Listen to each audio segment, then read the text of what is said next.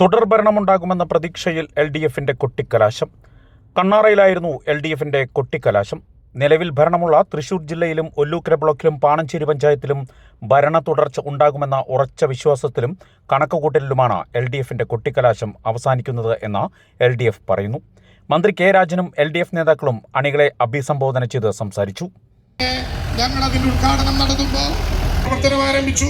മരങ്ങൾ നിറഞ്ഞു നിൽക്കുന്ന PG ഹൈസ്കൂളിന്റെ നേരെ എതിർവശത്തുള്ള 3 ഏക്കർ സ്ഥലത്ത് ജനുവരി കടന്നു വന്ന അഭിമാനകരമായിട്ടൊരു അവസരമായി ഗവൺമെന്റാണ് ഇടതുപക്ഷ ജനാധിപത്യ മുന്നണിയുടെ ഗവൺമെന്റ്. ഞാൻ വിശദീകരിക്കുന്നില്ല.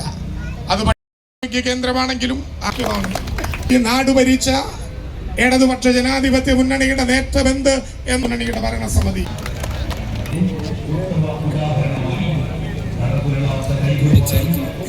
നമ്മുടെ ആഹ്ലാദ പരിപാടികൾ ആരംഭിക്കുകയാണ്. എല്ലാ വണ്ടികളും ഡിവിഷനിലേക്ക് മത്സരിക്കുന്ന LDF സ്ഥാനാർത്ഥി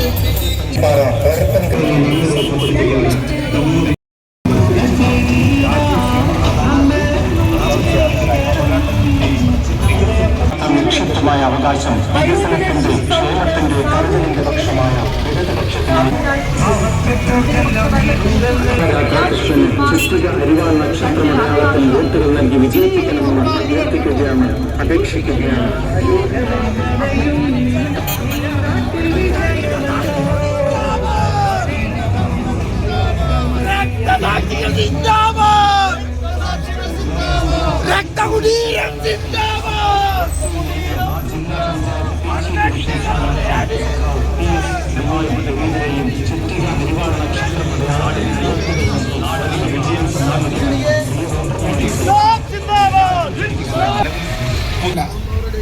ജനാധിപത്യം ഏറ്റവും ഗംഭീരമായി നടക്കുന്ന നാടാണ് കേരളം എന്നുള്ളത് കൊണ്ട് തന്നെ ഇവിടെ എല്ലാവർക്കും നോമിനേഷൻ കൊടുക്കാൻ അവകാശമുണ്ട്.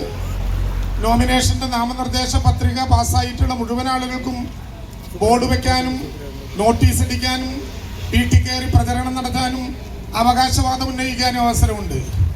ആ അവകാശവാദങ്ങളെല്ലാം കേൾക്കാൻ സഹിഷ്ണുതയോടെ കേരളം നിന്ന് കൊടുക്കുകയും ചെയ്യും. പക്ഷേ അത് 13-ാം തീയതി രാവിലെ 7 മണി കഴിഞ്ഞ് 59 മിനിറ്റ് വരെയേ സാധിക്കൂ. 8 മണിയായാൽ തിരഞ്ഞെടുപ്പിലേക്കുള്ള ഫലമെണ്ണി തുടങ്ങും.